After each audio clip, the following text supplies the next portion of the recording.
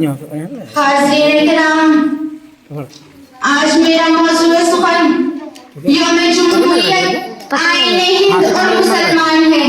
ہمارا ملک 15 اگست 1947 کو آزاد ہوا اور 26 جنوری 1950 میں ملک کی آئین کو لاگو کیا گیا، جس کے ساتھ ہی ہندوستان ایک خود مختار جمہوری ملک میں تبدیل ہو گیا، جس کا خواب جدوجہد آزادی کے عظیم رہنماؤں نے دیکھا تھا۔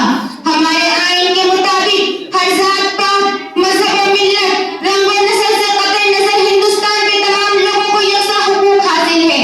جمہوریت کے قیام کے لیے لوگوں میں خود اعتمادی اور قانون پسندی ضروری ہے، اور ہر ہندوستانی کو آئین کی معلومات ہونا ضروری ہے۔ لیکن جیسے دیگر معاملات ہماری عدم دلچسپی اور بے توجہی کا شکار ہو چکے ہیں، ایسے ہی آئین کی واقفیت کے تعلق سے بھی ہمارے یہاں کوئی ذوق و شوق اور دلچسپی نہیں پائی جاتی۔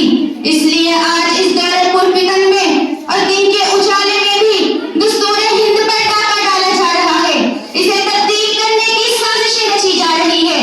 اس لیے ضروری ہو جاتا ہے کہ ہم یوم جمہوریہ کے موقع پر آئین ہند سے گفتگو کریں۔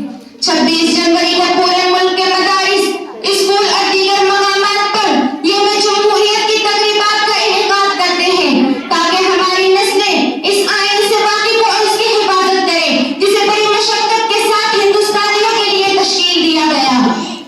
حاضرین کرام، مسلمانوں کا ہندوستان سے صحابہ کرام رضی اللہ عنہم کے دور سے ہی تجارتی تعلقات رہا ہے۔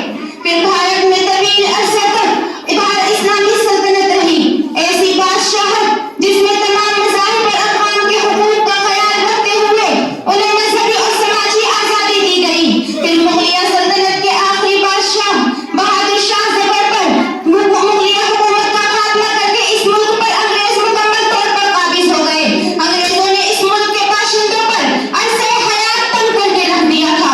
پھر اس ملک سے انگریزوں کو بھگانے کے لیے مسلمانوں کے ساتھ دیگر قوموں نے بھی بڑھ چڑھ کر حصہ لیا۔ سن 1857 کی جنگ آزادی میں مسلمانوں نے، خاص کر علماء دین نے، بھرپور انداز میں انگریزوں سے جہاد کیا۔ اس کے بعد انگریزوں نے چن چن کر علماء کرام کو تختہ اقتدار پر چڑھا دیا، لیکن اس ظلم و ستم کے بعد نہ تو مسلمانوں کا جذبہ سرد ہوا اور نہ علماء کرام کا، اور نہ انہوں نے اپنی جنگ آزادی کو تحریک کو موقوف کیا، بلکہ مزید تیزی لے آئے اور اپنی کوششوں کو جاری رکھا۔